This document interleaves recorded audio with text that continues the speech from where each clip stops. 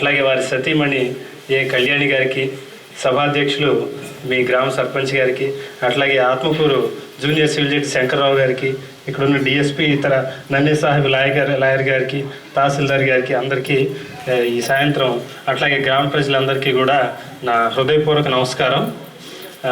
నిజంగా సారు మాకు నిన్న సాయంత్రం ఇట్లా ఆలోచన ఉంది అని నిన్న సాయంత్రం మాకు తెలిసిందనమాట. తెలియగానే సారు షెడ్యూల్ చూస్తే చాలా బిజీ షెడ్యూల్. ఈరోజు ఉదయం నుంచి కూడా మా జడ్జెస్తో మాట్లాడడం, అట్లాగే అడ్వకేట్స్తో మాట్లాడడం, ఇంత షెడ్యూల్ ఉండి కూడా సార్ ఎట్లా టైము కేటాయించగలరు?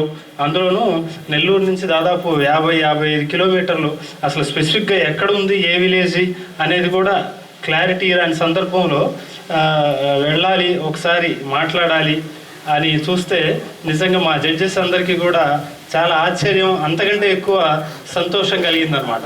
ఎందుకంటే అసలు 200 ఏళ్ల క్రితం వరకు కూడా వెళ్ళి అసలు మూలాలు ఎక్కడున్నాయి, మన కుటుంబానికి మూలాలు ఎక్కడున్నాయని చూడడం అనేది ఈ కాంపిటీషన్ యుగంలో ఈరోజు గడుస్తుందిగా అని చూసుకుని ఈ రోజుల్లో మూలాలు ఎక్కడున్నాయి, ఎక్కడి నుంచి మన అసలు తల్లి భూమి ఎక్కడుంది అని ఆలోచించడం చాలా చాలా గొప్ప విషయం.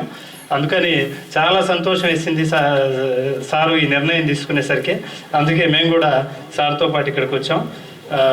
నిజంగా ఇప్పుడు చూసాక అనిపించింది, ఈ ఇందాక సార్ చెప్తున్నారనమాట, మీ ఆప్యాయత ఇంతమంది రావడం, హైకోర్టు జడ్జి గారిని సొంత గ్రామానికి వస్తున్నారంటే చూడడానికి మీరు ఇంతమంది వచ్చారు.